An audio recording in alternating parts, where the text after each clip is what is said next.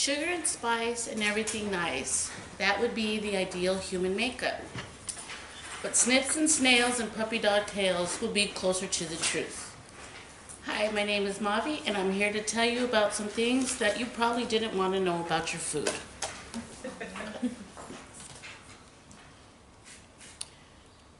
If you are what you eat, most of us are made of maggots, some mice poop, and possibly a few rodent hairs. And that's deemed perfectly okay. According to the FDA handbook, they are deemed economically unrealistic to grow, harvest, or produce without having a few foreign objects. The FDA handbook is simply called Food Defect Action Levels, levels of natural or levels of filth that is in our food, the FDA 2019. Though through many studies, research has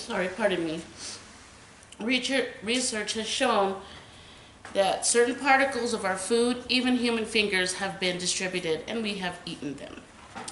Otto von Bismarck coined the phrase, if you like laws and sausage, never watch either of them being made, for obvious reasons. But the FDA is always looking out for us. They only allow 4 to 5 hairs here and there, a little mouse poop here and there. And if we grind it good enough, it doesn't really matter anymore, does it? So, we all like a little bit of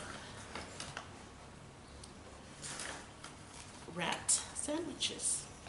The FDA has proven and shown that most of our meat, our flour, and our cornmeal have quite a bit of rodent particles, hairs, and other things. Now, they have allowed a half cup of frozen spinach might contain up to 50 tiny bugs and pests, including mites, spiders, and other cute little things. But we shouldn't worry so much about the insect levels as much as foodborne illnesses, E. coli, salmonella, and possibly mad cow disease that take front seat to things we should be aware of.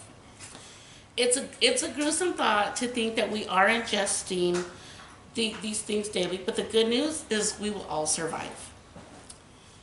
The funny 5-second rule that we all try to abide by, the funny thing is whatever your spoon fell in is probably cleaner than what you're about to eat with it. And here's another fun food fact. That 100 grams of cornmeal that we make delicious tamales and cornbread, well, they contain a few maggots, a few roaches, a few bugs. But if you're Hispanic and have had a tamale, I'm sure we've all been into that lovely olive pit in the middle of it. So we're used to it, no big deal. Okay. Ooh, life is like a box of chocolates. You never know what you're gonna get. You might get nougat, you might get maggot. Who knows? We'll see. But I don't think that sales are gonna fall anytime soon.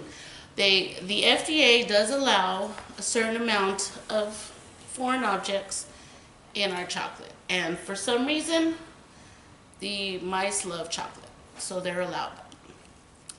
Go ahead. Now, opening a can of worms, or should I say maggots. Mushrooms contain the highest amount of foreign objects and bug particles. So next time when we order that pizza, we might say hold the anchovies and possibly the maggots if you can. But the FDA will not allow more than 20 per can. So we're good. From harvesting to processing to our table, it's virtually impossible to stop any foreign objects from getting in our food. We can just think of them as extra protein, and we can just move on. And that is my speech, and bon appetit.